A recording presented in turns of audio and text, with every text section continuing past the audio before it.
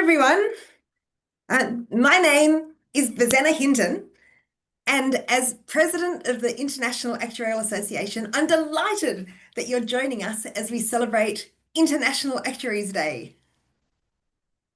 For those who might be joining for the very first time, International Actuaries Day is an annual event we celebrate on the 2nd of September to honour the official founding of the actuarial profession.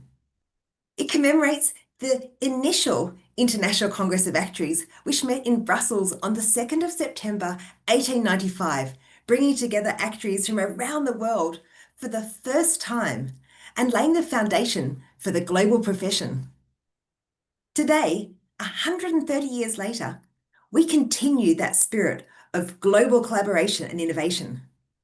And to mark this occasion, we'll explore how actuaries shape the future, hearing from three remarkable actuaries who've taken unconventional career paths in some exciting emerging fields. These three areas, artificial intelligence, autonomous vehicles, and climate change, represent opportunities for actuaries to expand their impact and apply their risk expertise in new domains. Let me now introduce my guests. Phan from Australia, Ruoshu Chen from America, and Andries Schutte from South Africa. Minh is the head of AI innovation at Finity Consulting, Australia's largest independent actuarial and analytical consulting firm. He specialises in helping organisations harness AI's potential while managing its risks, covering ideation, training, tooling, governance, and developing tailored solutions to solving business problems. Ruoshu is the lead actuary at Waymo, where her scope of work covers a wide range of topics, including actuarial modelling, collision analysis and claims analytics, and safety research and framework building. She previously worked at Uber, building their actuarial and data foundation, as well as serving as data scientist on safety analytics projects. Andries has worked in life insurance, stockbroking, and consulting across many roles. He founded Riskscape, a risk data and technology business doing significant climate work in 2012, and joined True North Partners in 2015. He's a member of the IAA's Climate and Sustainability Committee and chairperson of the IAA's Water Risk Task Force. We will now hear from each guest about their career journey, the challenges and opportunities they've encountered, and how their actuarial training prepared them for these non-traditional roles. I invite participants to use the Q&A feature for questions, as we're going to have a little bit of time at the end to address questions after the presentations. So Minh, let's start with your journey into AI innovation, and then we'll hear from Ruoshu and Andries. Great. Thanks so much, Bozenna. I will. What an exciting introduction as well. Man, so much energy. How do I follow that? Well, anyway, it's amazing honor to be sharing the stage with Ruoshu and Andries, and thank you for having me. My name is so it's G'day from Down Under, and my name is Minh. I lead the AI practice at Finity Consulting, and I'm here to tell you a story about an Aussie actuary who adopted AI. So that sounds all cool, fun, and exciting and quite different, but when I actually look back at my career, it actually felt quite standard. So in 2010, I graduated with an actuarial and mathematics degree, and I began my career at Finity Consulting doing workers' comp valuations and personal lines pricing. A couple of years later, in 2017, I hit the pinnacle of my valuation career where I signed off on a $500 million liability. But the thing is, I didn't actually really enjoy regulatory reporting, so I decided to fully specialize in pricing. 2018, I got on a secondment where I ended up designing and implementing a big power-based pricing algorithm, big IT transformation project, loads of unit testing, spreadsheets, and it was extremely tedious.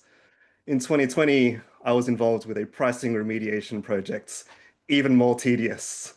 2022, I was building data and modeling pipelines, also kind of tedious, but I found it pretty fun because I got to use Databricks for the first time. And 2023, I did some more pricing.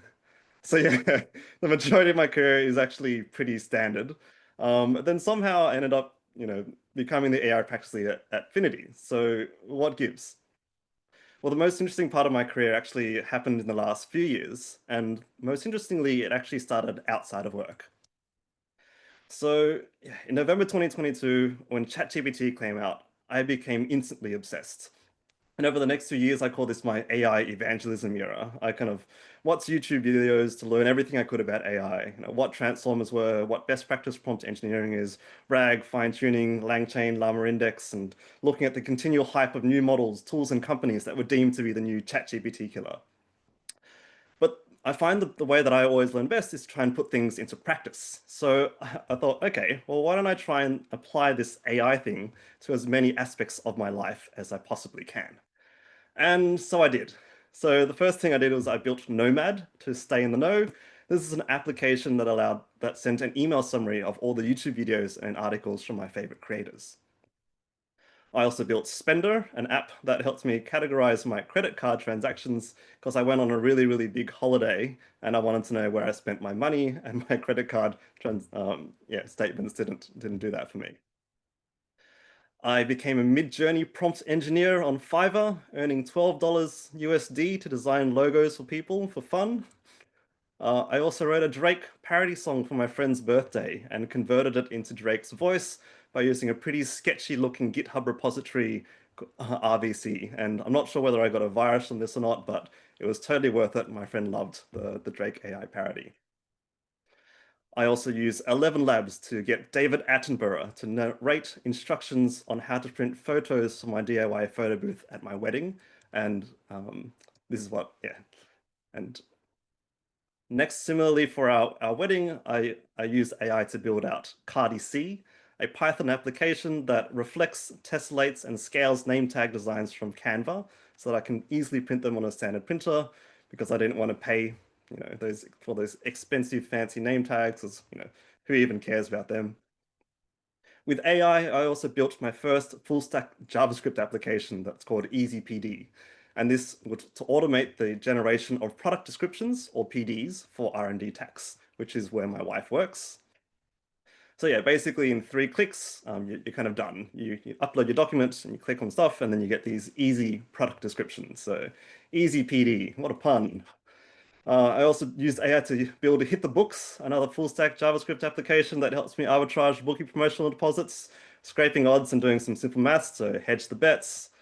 I used AI to build Pilates, an application that books my wife's Pilates classes immediately when bookings opens, because Pilates community is really savage.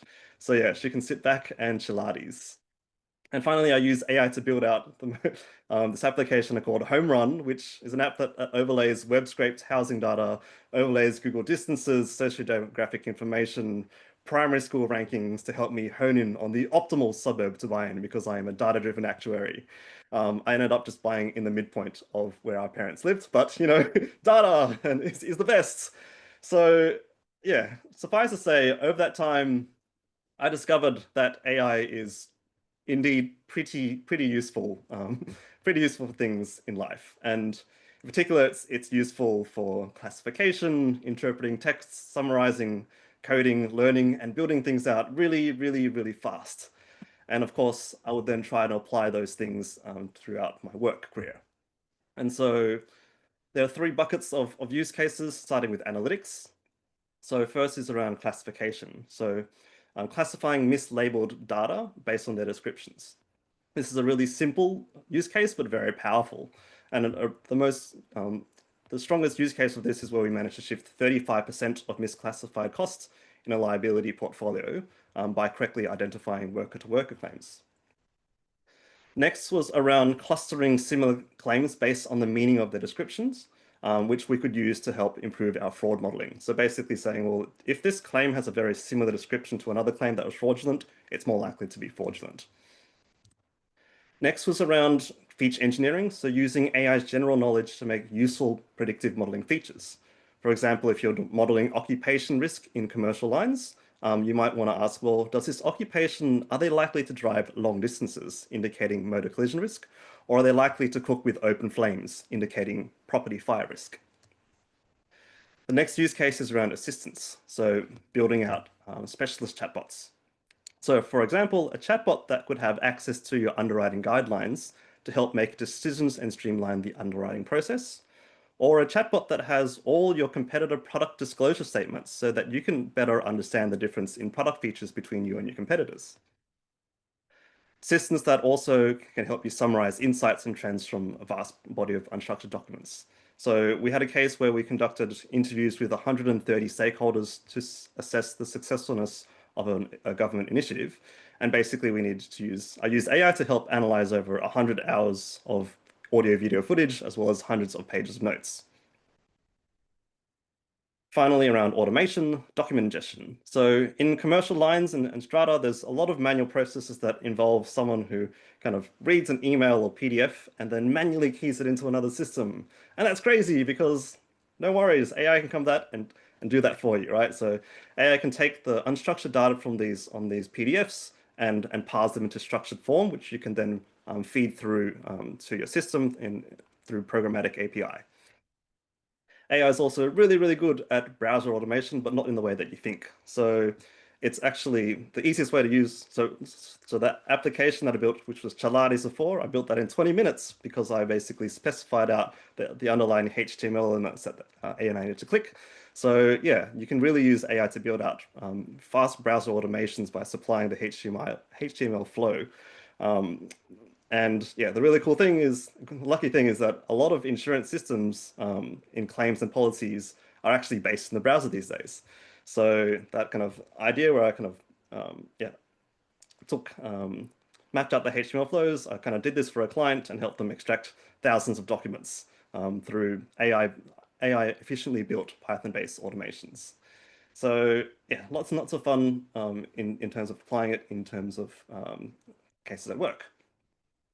So that leads me to what I do today, which is helping Finity and our clients navigate AI adoption.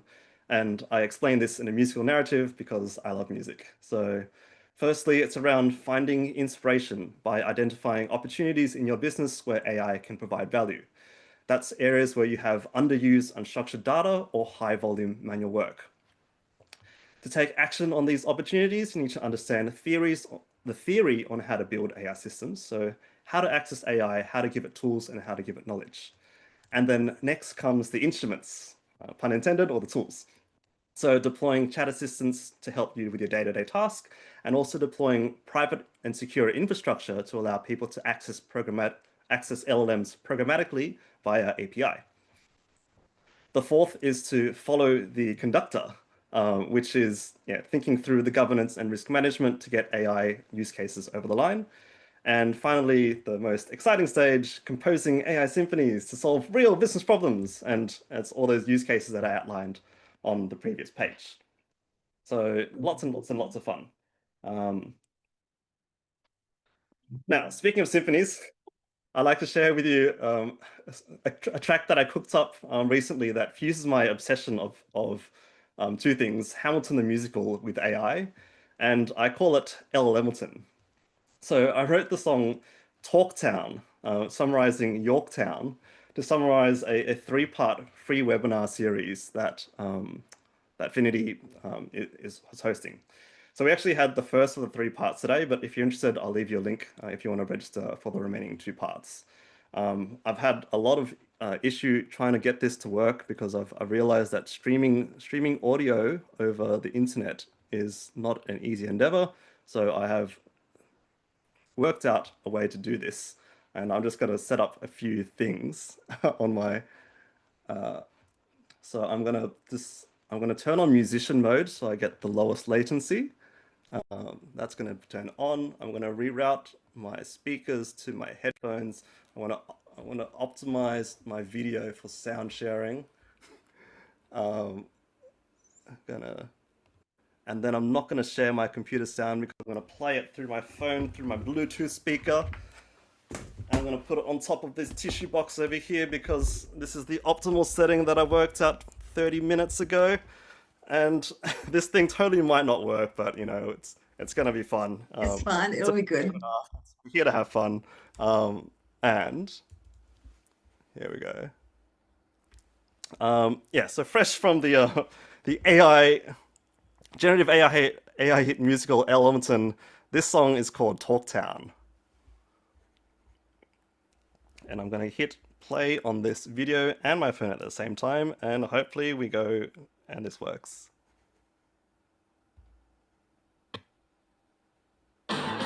Throwing away my shot, I'm not throwing away my shot. Gotta learn AI somehow. Think of LLMs so much it's almost like they're part of me. Will they shape my destiny in my work deeper fundamentally? If you see it trending to you, run or do you let it be? Lessons in the man with a plan run by Finity.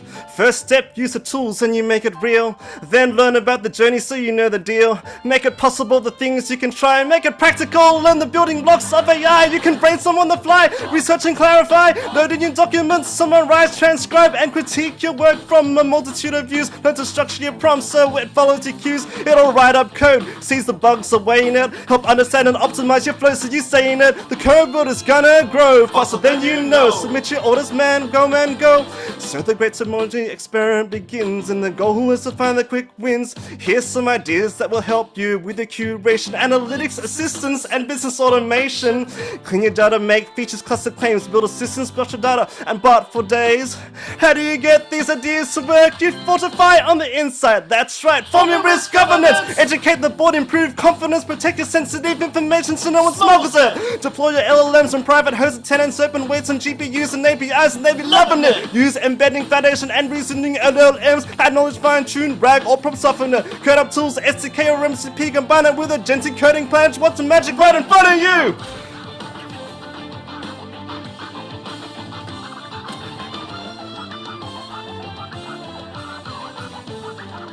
The time to learn is now.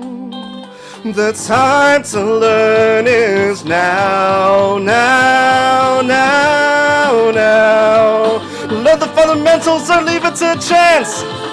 Now, gotta join the revolution while it's just begun. Now, now, don't run, have fun. It's time, embrace AI now. That was All right. fantastic, Minh. So, yeah, that's it.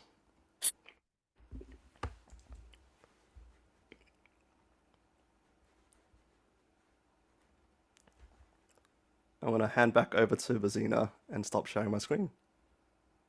Thank you so much for that. That was really, really good. I loved hearing all about your journey, and I loved seeing all your rap, as I'm sure everyone else did too, from what I can see coming through in the comments. And I'm now going to pass over to Ruoshu, and we'll hear a bit about your journey and experiences too. Really looking forward to that as well. Thank you, Bozenna, and thank you, Minh, for set the stage so hot. I mean, I can do lots of things with AI in 5 minutes, but obviously I can't learn how to rap from AI yet. So I'm glad we still have some human fun in this ever-changing world with a lot of technology advancements. Hello, everyone. I don't have any slides today, so you're just gonna listen to my stories without looking at any slides. Hopefully that give you a little bit break if you're, in the middle of a work day and doesn't have to look at any presentations, at least in the 15 minutes I'm talking. I'm Ruoshu. I currently work at Waymo. It is an autonomous technology company, if you haven't heard about it before, headquartered in California. So still 5 a.m. today here in California, so excuse me if I'm a little bit half-brain today. So I took my first job out of college, was Towers Watson. Gosh, I feel so old saying that name because that company has changed names so many times at this point. But I took my first job out of college as a reserving actuary. Did that for 3 years back in Hartford, Connecticut. Had a lot of fun with it. And then decided I don't want to do it anymore because just want to try something new at the early stage of my career. So I moved to New York for my second job, was AIG, where I was working on CCAR. And CCAR, if you don't know what it is, it stands for Comprehensive Capital Analysis and Review. And I wouldn't say it's a pure actuarial job, but it's kind of in the peripheral of actuarial science still. Did that for a year. and also decided I don't want to do it anymore. And that's when I started searching for what's going to be next for me. And that's when I saw this job posting from Uber in California, and that was a big move for me. Moved from the East Coast of New York to the whole different weather of California. Took my first actual job in the tech industry, and that's a very exciting 4 years of journey. I still remember at the very beginning of my job at Uber, and that very big first the panic I had was as an actuary, I don't know how to open an Excel file because it's way too big than the normal Excel files I would just open directly. I remember several gigabytes, and I was also um, not into coding at that point. So I was just searching on Google, how do you open a huge Excel file? And that was my first time getting into knowing Python and R, and started to realize how important they are and how soon I need to pick up all these coding skills because I'm now in the tech industry and need to deal with all these files I have never dealt with before and learn something new.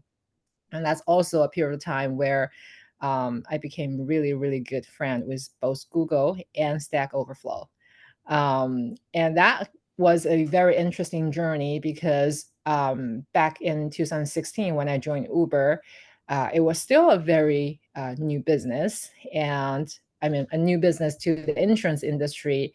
And we were figuring out a lot of the pricing and reserving because nobody has done it before. So it was a lot of fun still as a traditional actuary doing the pricing and reserving as we explore this new product. I did that for 2 years at Uber. And then we had this great opportunity because at Uber, we have this quite unique setup where safety and insurance sits together.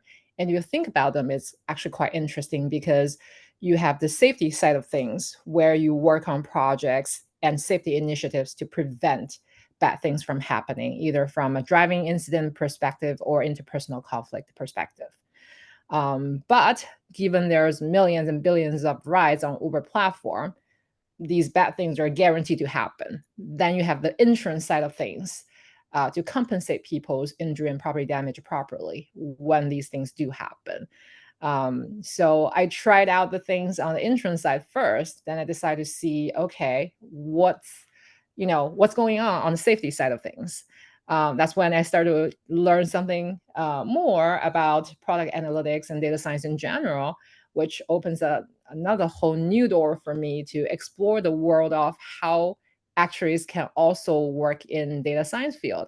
I know this is not as something new to a lot of the audience anymore because I think the actuarial society in general in recent years have done really great jobs at also helping the whole actuarial community realize all these new tools in data science and analytics that we can all leverage in our work.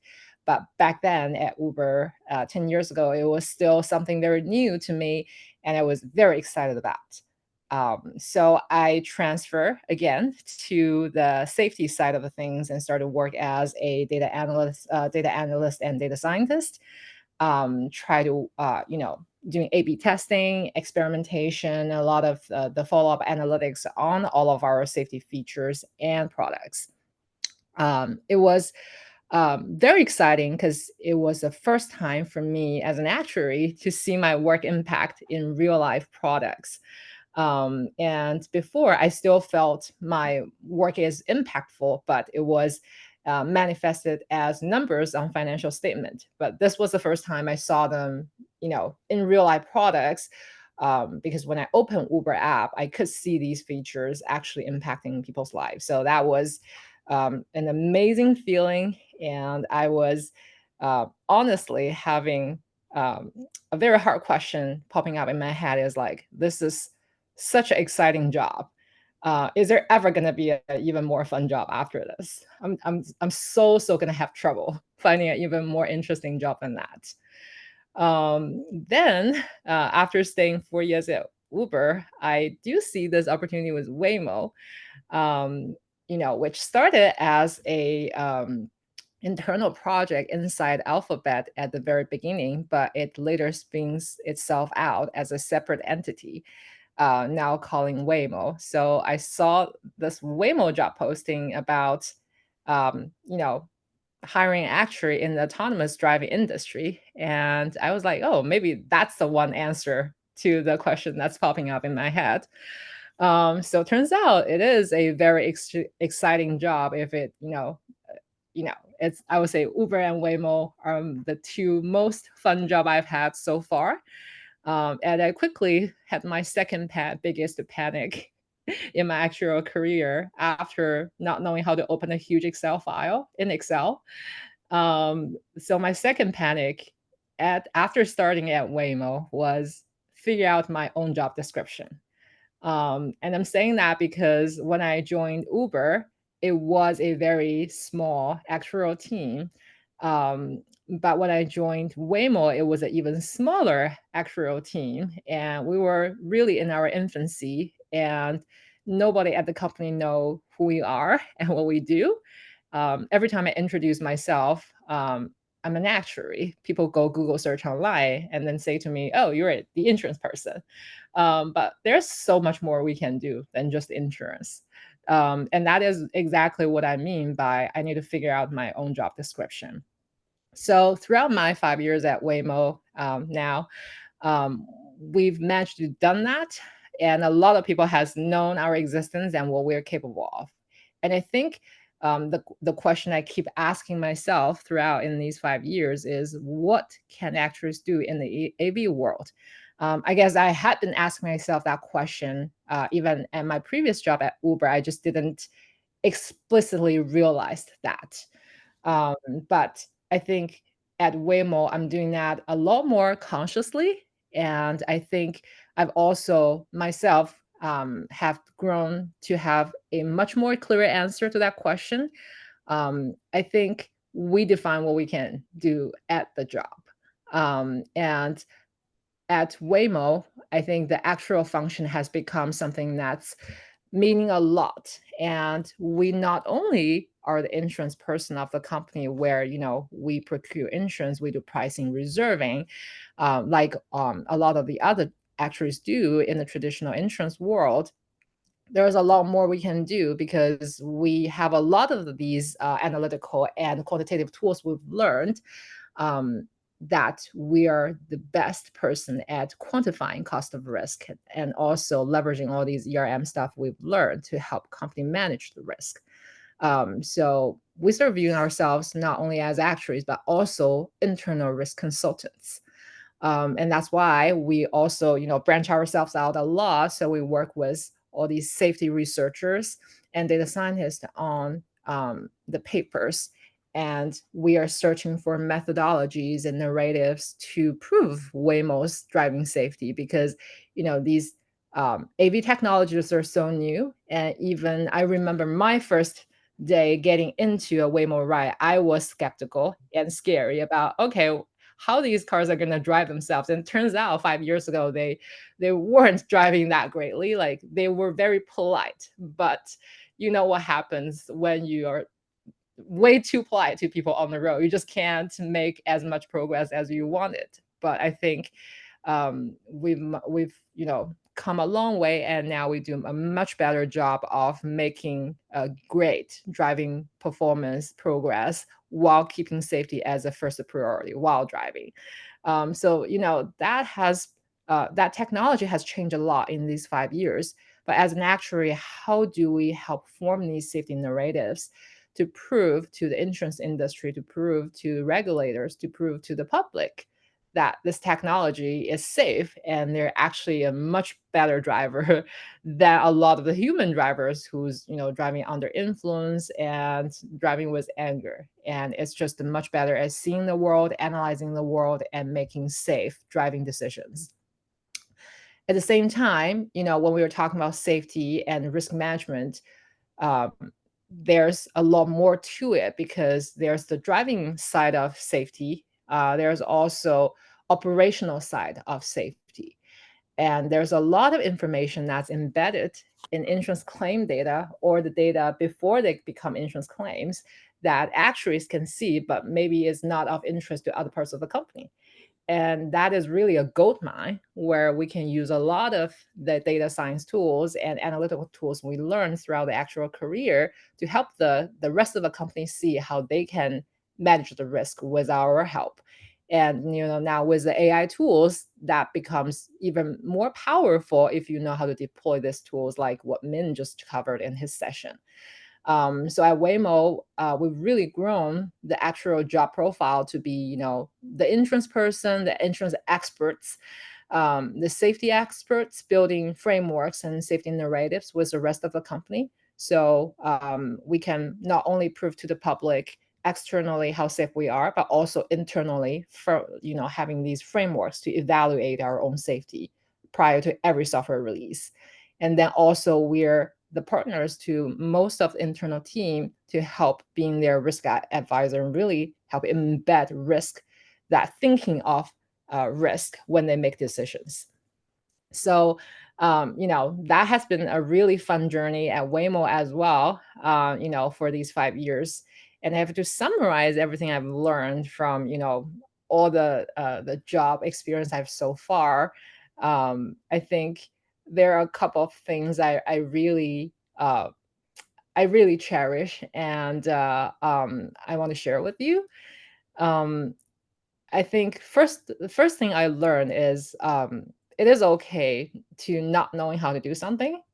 And as I said, I have all these panics coming into my new job, not knowing what to expect and what to do. Um, and now it sounds all okay, but back then I was really doubting myself. And oh my gosh, am I gonna lose this job next day because I don't know what I'm supposed to do? Um, but I feel that is okay because I am newly exposed to those opportunities when I join these companies. And um, if somebody else was in the same position, they might not know they might not have the answer to my question either. So it's just about being, open-minded, um, to learn from others. And by others, I mean other people as well as AI tools in general, and any resource you have at your disposal. So as long as you're open-minded and a quick learner, I think it's okay. And to get into a new world, experience that fear of not knowing how to do something and figure it out. Because it's the same procedure for somebody else. They also have to figure it out. And a lot of times there's no rights and wrongs. Well, in terms of numbers, a lot of times there is right or wrongs, but in terms of doing a lot of things, you can try a lot of different approaches. And it's quick try and error. Um, if you have to fail fast. I think a lot of you have already heard about that. And the next thing I previously mentioned is I think you can define what you can do at your job. And I think this has really, really helped a lot uh, in my Uber and Waymo career, because these are the two job opportunities where it was really eye-opening for me to see how a lot of these analytical tools we have learned as actuaries can be used in so much more than just the insurance application.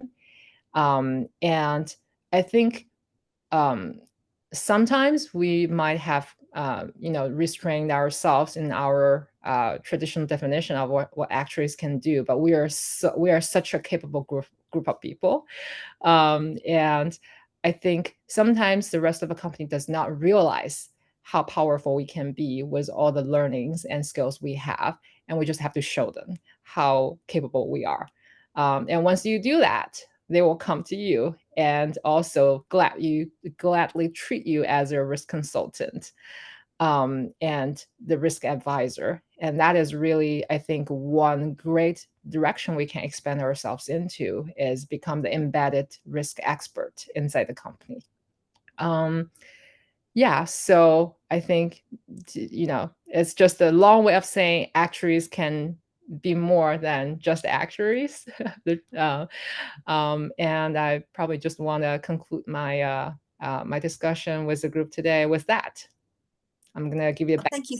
Anna. Yeah, no, thank you. Thank you so much, Ruoshu. I really was so inspired by what you were saying and so encouraged by, the fact you're writing your own job description, you're talking to other people, you've got the courage to go and try and solve problems that you haven't solved before. And I've certainly have been in that situation as well. So I can really relate to what you're saying.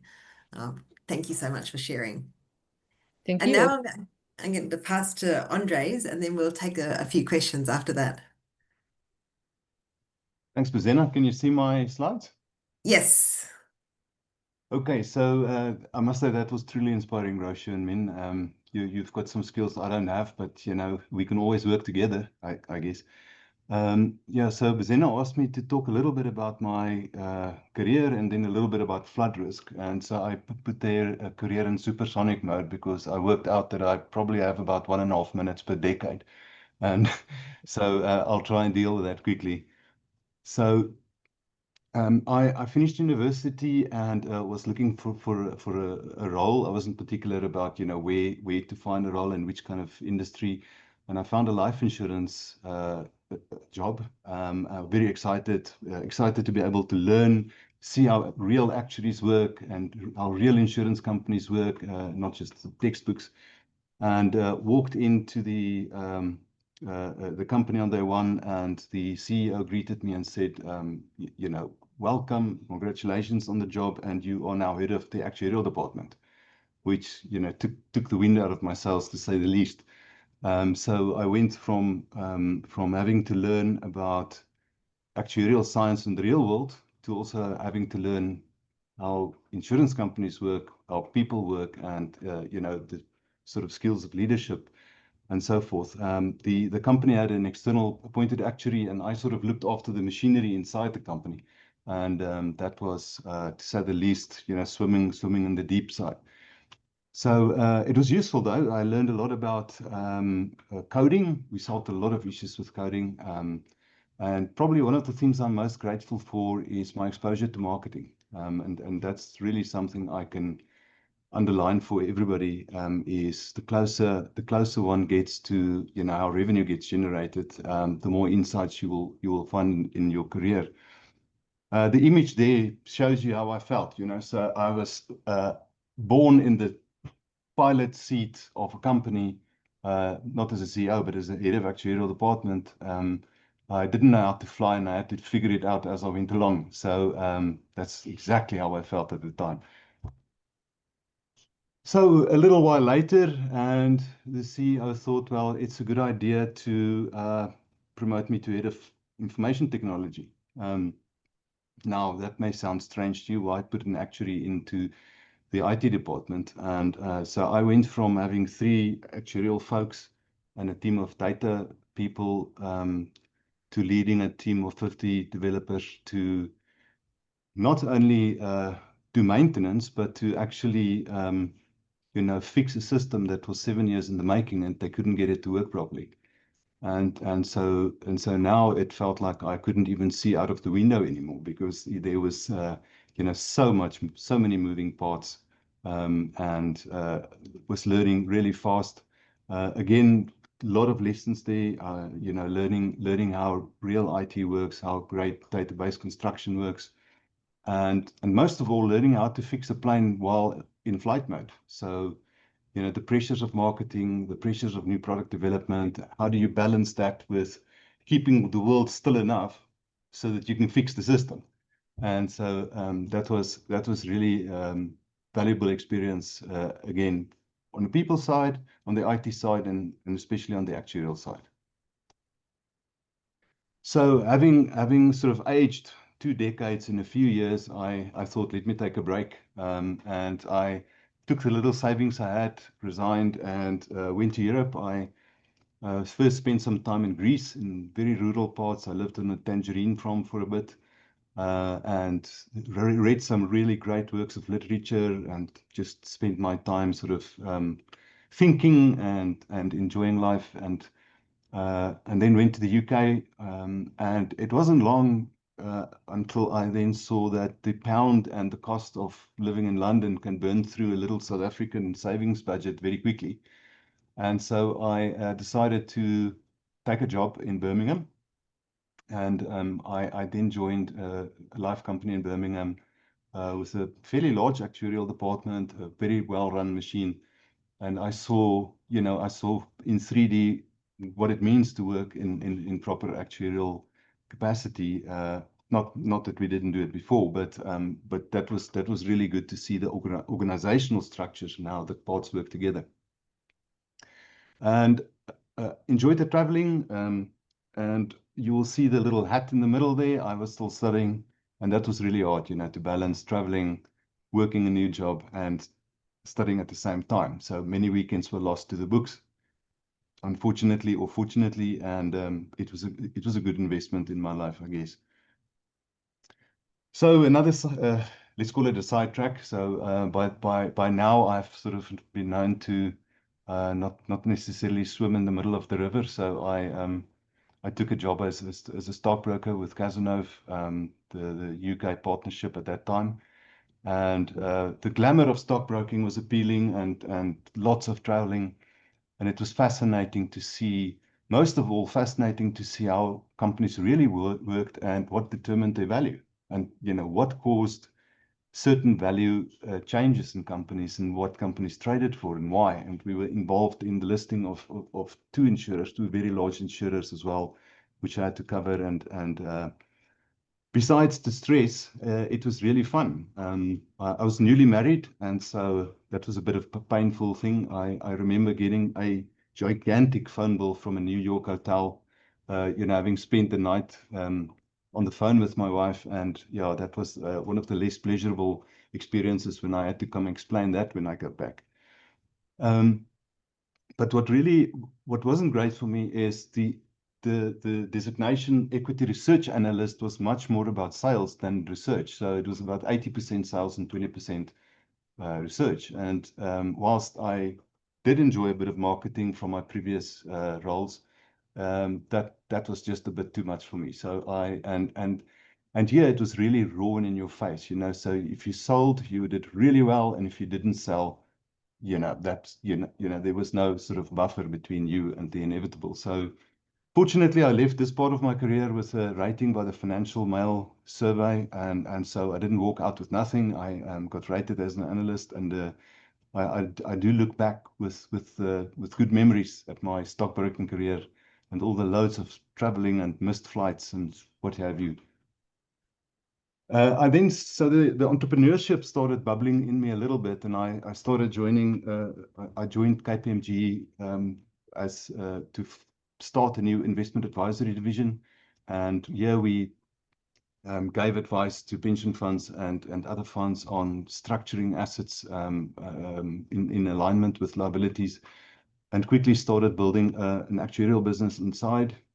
Founded an economics business as well, which did really well and grew quite large. I was promoted to partner of KPMG, and eventually in a much bigger financial risk management unit to managing partner. And that was loads of fun. We looked after Africa, and we did so many different things. All units pulled us in from credit modeling. Forensic support was really good to uncover some big fraud events and to quantify that and to detect it. Litigation support and so forth. I did do some actuarial work, some traditional actuarial work still, and that was really core. And from a professional point of view, I chaired the Enterprise Risk Committee for ASA, and that was really the beginning of a huge influx of actuaries in banking. And then I look back again with fondness about how we really proliferated into banking and making a big difference at the moment, certainly in this country.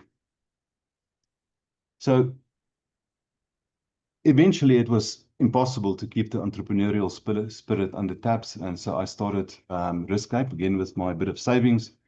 And so the dream was to build a business that is founded on analytics in the geospatial arena. So how do we level the asymmetry in information by analyzing patterns on the map, and to mine probe data, satellite data, LiDAR data, and other probes, and to make sense of it and package it and deliver it to customers in a way that adds value and exposes risk and allows better pricing of risk. I was still at the time, I was called to serve as a non-executive director of an insurance board. And so I did that for a while.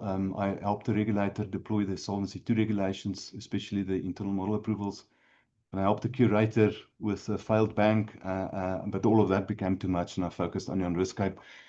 And today, to make a long story short, we have a very nice portfolio of clients. We spend a huge amount of our time on climate risk work, and a number of large, medium, and small insurers on the book calling our systems from their pricing environments to price risk more accurately. And we also do bespoke assignments on climate risk for TCFD reporting or for strategic questions around climate change. Founded a few companies in the meantime as well. KYC company, epidemiology company in Belgium, a property data company of which I'm still a board member, and we have a bit of a share in an AI company. And lots of professional involvement, which I always enjoy. It's really, really fun to me to have these IAA and other FMA interactions. So I want to show you just briefly about our climate risk modeling. I'm going to focus on flood risk, although we have wildfire solutions and so forth as well. And these we built from scratch. So starting with river flood modeling, this is essentially a national topography 3D model built on mostly LiDAR data. So that's three-dimensional light radar data, which gives you billions and billions of XYZ points across the countryside. And so that picture looks a little bit like this, which is a 3D depiction of the topography. While I'm saying it, it's just worth noting that this is a massively computational intensive exercise to keep this in memory and to run an execution of a flood simulation. The next step is to use AI to really carve out property footprints and property volumes and volumetric measures. We also overlay onto that value dynamics as well as replacement cost dynamics. And this we then peel off the topography map in pursuit of a digital terrain model that can be used, a bare earth model that can be used to do simulations with. The next step is then to look at the vegetation. So we've got a very rich database of land cover as well, but this was detected by the red band, the infrared band of satellite imagery, which allowed us to detect where the vegetation is. The advantage of LiDAR is it sees right through the vegetation, so we can get an accurate bare earth view underneath the vegetation. And this is the result of massive amounts of work. I mean, it takes multiple years to build a national DTM at this level, where 1 meter resolution, in metros even smaller, which is very fine resolution for this kind of modeling. And this on the top left, you'll see how this looks. We then use hydrological models to simulate rain. We don't do it just arbitrarily. We use bias-corrected published scenarios like the RCP 8.5 or bespoke scenarios, and area-specific, so catchment area-specific as well as climate-specific. And then we simulate the precipitation and the effect thereof on the environment, which gives us really velocity and depth on forward-looking scenarios. Now, this is one of the critical issues in industry, is that the history doesn't help us all that much anymore. So these forward-looking models are really, really powerful to understand how does change affect us. And so we are able to then, with the footprints carved out by AI, determine what is the likely damage to properties, and then feed that into annualized damage rates for banks or damage rates for reinsurance negotiations and so forth. I'm going to show you a small simulation just to kind of imagine how it looks when it's simulated. When we say simulate, people often think, okay, well, it's a bit of regression and a few models, but this is really complete 3D modeling.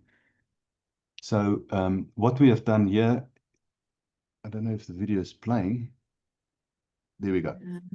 So what we've done here is we used then the 3D environment and simulated terrain accurately in 25-kilometer building blocks on a grid. It's a bit spurious to go more accurate than 25 kilometers because it really becomes, nobody can be that accurate. And so what we did here is we looked at downstream space of a big dam where a 1 in 100 year release of water will occur because the dam is full and there's rain upstream.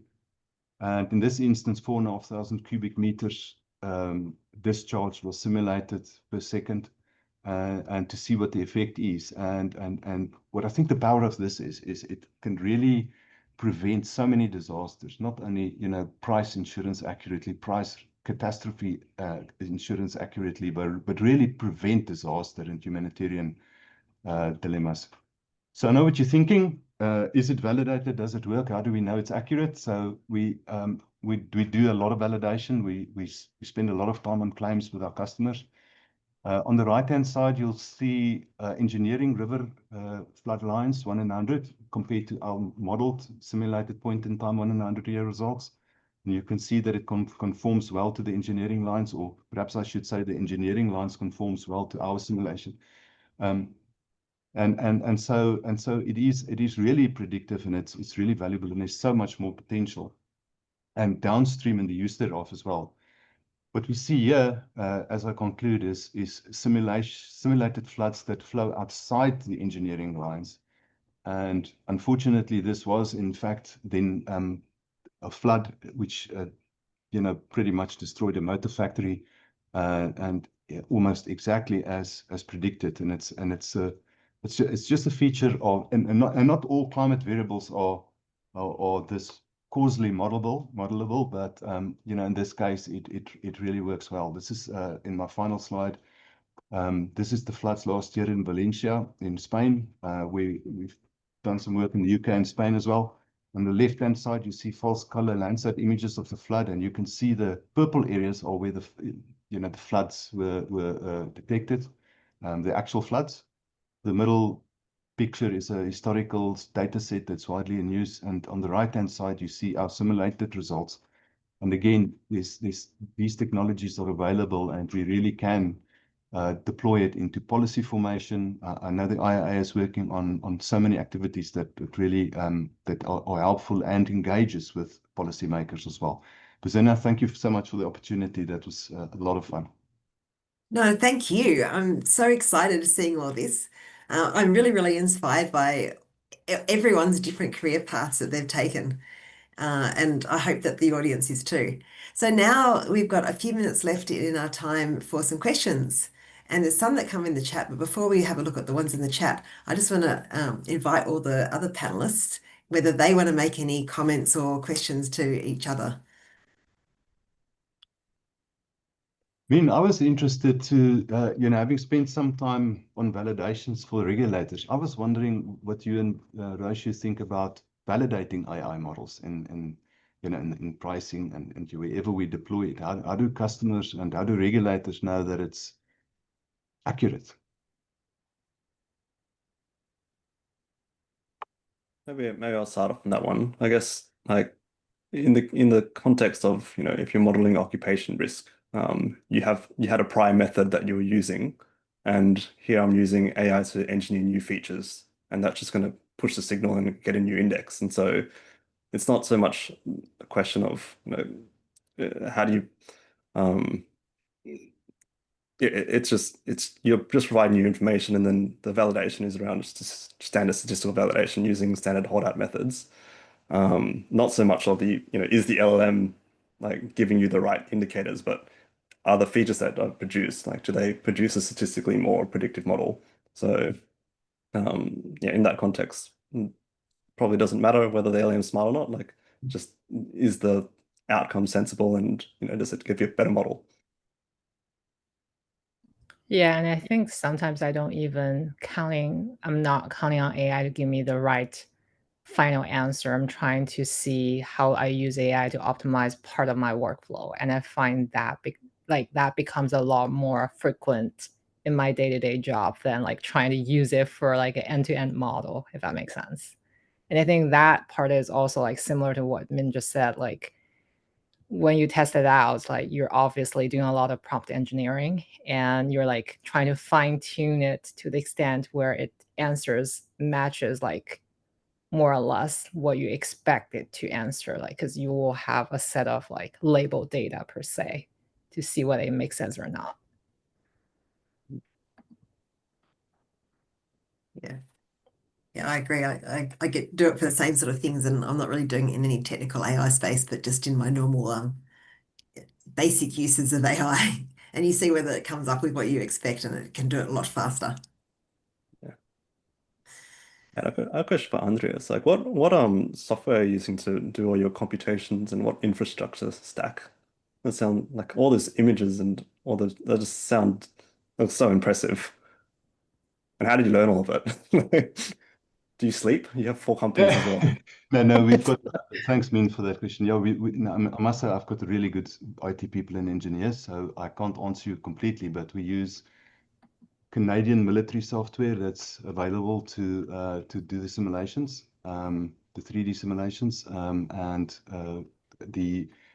to process. I must say we just ran a scenario for a bank on RCP 8.5 just on one horizon, and we had to sort of stack up 30 servers for that with terabyte RAM. And but I'm not a technical guy, but I think it's key to use sort of best of breed software. And it's not one suite, it's sort of a staged approach. Very cool. Ruoshu, have you got anything that you want to ask? Well, I don't have any specific question as a point. I'm just really impressed by the tools Andreas have shown and modeling they do, and also Ming's rap skill is also super, super impressive. So Thanks. my takeaway from listening to you all is that I'm just so excited. And so if I was starting my career today, like there's so many different areas you can go into. And I just think it's great that people have just fallen into or, chosen different areas and have said yes to these opportunities. And I really hope that that will inspire others out there to also take the next step and have the courage to go somewhere that they might not have thought about going, like you guys have done. Thanks, Bozenna. Have any of you got any advice for anyone who's actually in this position when they're starting out in their actual career of what sort of steps or challenges they might face or how they react to them?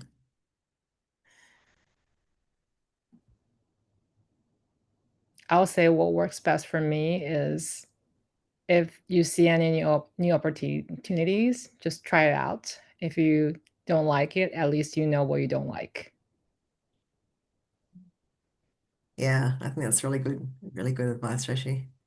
Ruoshu, I liked what you said during your presentation. If you're going to fail hard. I think that's fantastic advice. And I think the actuarial qualification is just such a great insurance policy. So I think don't be scared to experiment and kind of go off the beaten track a bit and link with marketers.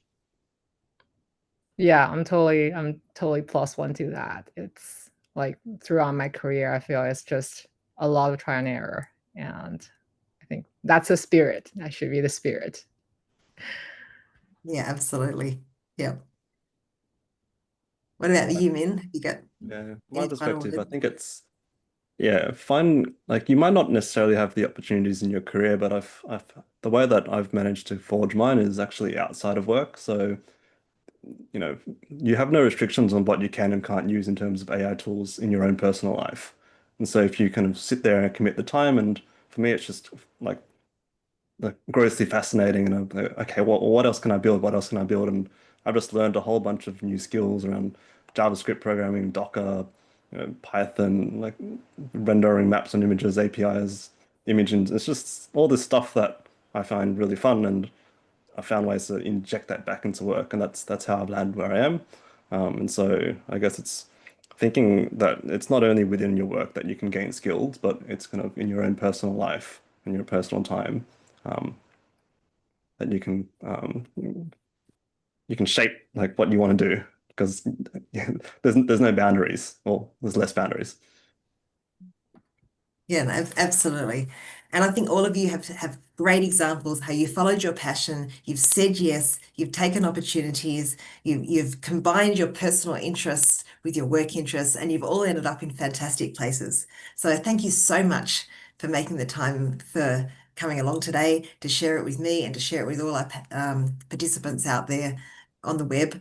It's been really, really great. I have really, really enjoyed this session, and I wish you well in the rest of your careers. Thank you so much, Bozenna, for the opportunity. Yeah, thanks for having us. Happy Actuaries Day. Yeah, happy Yay. Actuaries Day. Okay, bye-bye, everyone. Bye. Right. Bye.